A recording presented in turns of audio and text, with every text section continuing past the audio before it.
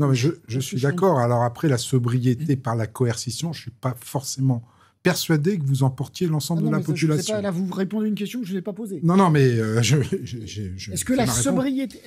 les actes de sobriété... Non, mais il y a deux choses. Il y a deux choses qu'il faut faire en parallèle. La sobriété, en faisant attention aux effets rebonds, on l'a vu cet hiver. Pourquoi les effets rebonds? Cet hiver, par exemple, tout le monde a été assez sobre, surtout les industriels, mais aussi les particuliers, parce que tout le monde avait peur des coupures d'électricité. Moins 12% en dynamique. Voilà, moins 12%. Sauf que, effectivement, il n'y a pas eu de coupure, puisqu'on a passé le cap cet hiver, et on a pu constater une reprise de consommation d'énergie. C'est ce qu'on appelle l'effet rebond. Quand vous vous retrouvez dans un confort où vous avez moins peur, il y a un effet rebond. C'est le même principe quand vous mettez une pompe à chaleur chez vous et que vous faites des économies d'énergie. Passer à 19 degrés, c'est compliqué. Parce que c'est l'effet rebond, vous êtes dans un confort, vous savez que vous allez faire des économies d'énergie parce que vous avez installé quelque chose qui fonctionne, et bien du coup, vous avez tendance à être moins sobre. Vous dites que la sobriété, c'est bien, mais il faut... Raisonnable, c'est bien, mais il faut une sobriété constante.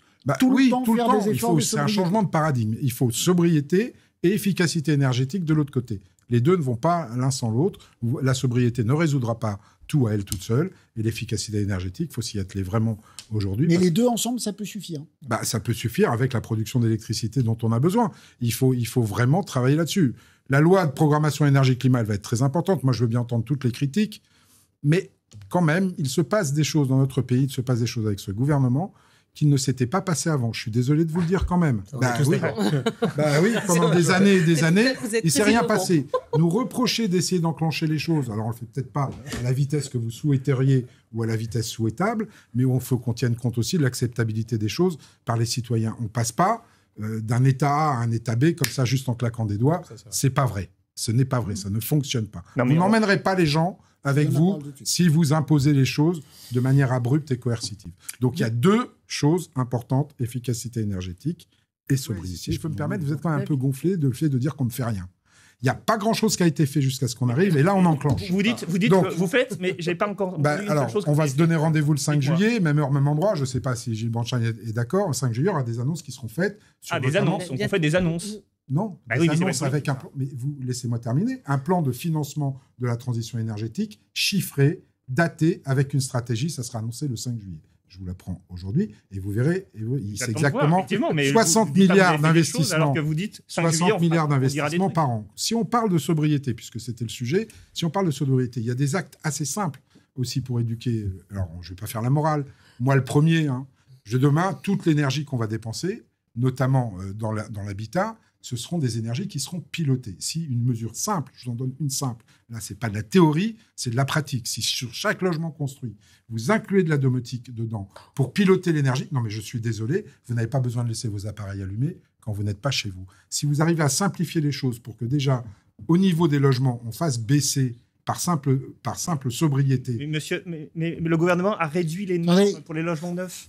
Il a réduit. Pas avec la Euro 2020. Vous savez ce qui se passe en termes de transition énergétique au niveau des industries. Qu'est-ce qui se passe avec le foisonnement des normes environnementales qu'on a? C'est un maquis. Vous ne pouvez pas me dire le contraire. Chaque secteur va aller prendre les normes qui l'intéressent et qui lui demandent le moins d'efforts possible pour faire la transition énergétique. Je serai entrepreneur, peut-être que je le ferai. Parce que c'est plus simple, tout simplement. Oui, nous, on est en train de travailler, vous le verrez dans la loi Industrie verte, on est en train de travailler sur un standard qui va regrouper les normes principales pour en faire un standard bien clair, bien net, sur lequel on va mettre des coefficients de pondération en fonction de la taille des entreprises, du secteur d'activité et de la temporalité dont elles ont besoin pour décarboner. Parce que l'acier, vous ne le décarbonerez pas comme les entreprises à carboner. Les choses ne se font pas du jour au lendemain, comme ça en un claquement de doigts en 2 jours. Moi, je veux bien qu'on nous donne des leçons sur tout. Il n'y a rien qui a été fait jusqu'à maintenant. Les choses doivent s'enclencher. Ça fait 6 ans qu'il est président, quand même. Ça fait 30 ans qu'on est alerté par le GIEC. Moi, j'ai trouvé la Convention citoyenne très bien dans sa première partie. D'accord. Toute la partie... Non, mais laissez-moi dire ce que j'ai à dire quand même. Vous ne pouvez pas être que la voix de la France. On peut s'exprimer aussi. La première partie, l'éducation des gens à la cause écologique a été formidablement bien faite. Les ateliers ont été formidablement bien faits. J'ai un petit problème sur les auditions.